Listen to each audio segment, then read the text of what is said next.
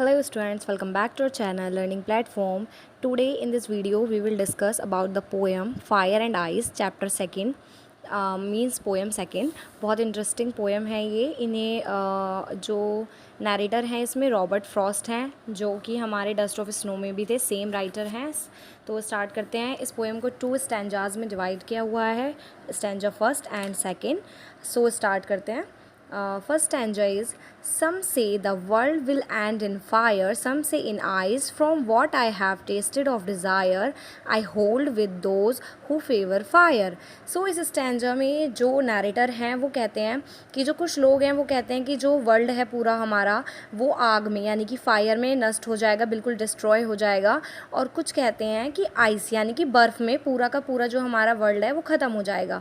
तो जो नरेटर है वो कहते हैं कि जो मेरी डिज़ायर है, मतलब मेरी जो इच्छा है, मैं उन लोगों के साथ जाना चाहूँगा जो चाहते हैं कि जो कहते हैं कि जो वर्ल्ड है वो किससे ख़त्म हो जाएगा, फायर से ख़त्म हो जाएगा।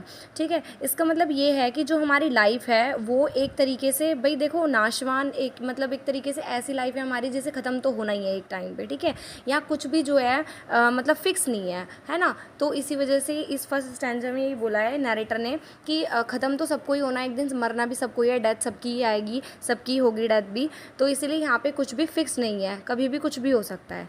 सो होपफुली आपको ये वाला स्टैंजा समझ आया होगा। And second stanza is, but if it had to perish twice, I think I know enough of hate to say that for destruction ice is also great and would सफिशाइज।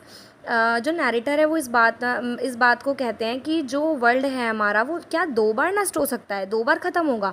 वो सोचता है कि जो हमारे अंदर जो एक तरीके से हेट है लोगों के लिए, वो धीरे धीरे बर्फ़ की तरह पिघलता है, कि जैसे बर्फ़ पिघलती है वैसे जो है हमारा जो हेट है वो धीरे धीरे मतलब इतना फैल जाता है कि वो एक तबाही मचाने वाला काम कर सकता है। ठीक है, तो हमारे अंदर जो हेट है वो भी बर्फ़ की तरह ही बहुत ज़्यादा बड़ा हो जाएगा एक दिन, और फिर धीरे धीरे मेल्ट होकर इतना फैल जाएगा कि हमारे अंदर हेट बहुत ज़्यादा बढ़ जाएगा। और इंसान को मतलब हेट से, ग्रीडीनेस से, इन सब चीज़ों से अपने आप को छोड़कर, अपने आप को छुड़ाकर, मतलब इन सब चीज़ों से दूर रहना चाहिए और एक अच्छे वे को, एक अच्छे रूट को हमें अपनी लाइफ में सेलेक्ट करना चाहिए। तभी हम एक अच्छी लाइफ, एक सफल जीवन, मतलब एक बहुत अच्छी लाइफ हम तभी जी सकते हैं जब हमारी लाइफ में हम बर्फ़ को कंपेयर कर रहे हैं, जो नरेटर हैं वो कि किससे, हेट से कंपेयर कर रहे हैं कि जैसे हेट हमारा दिन पे दिन बढ़ता जाता है, बर्फ़ फैलती है, ऐसे ही उसका जो पानी होता रहता है वो फैल जाता है।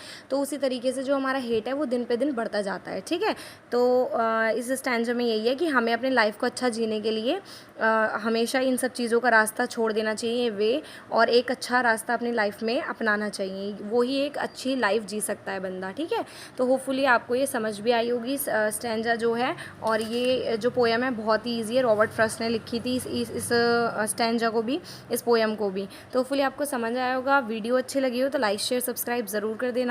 And thank you for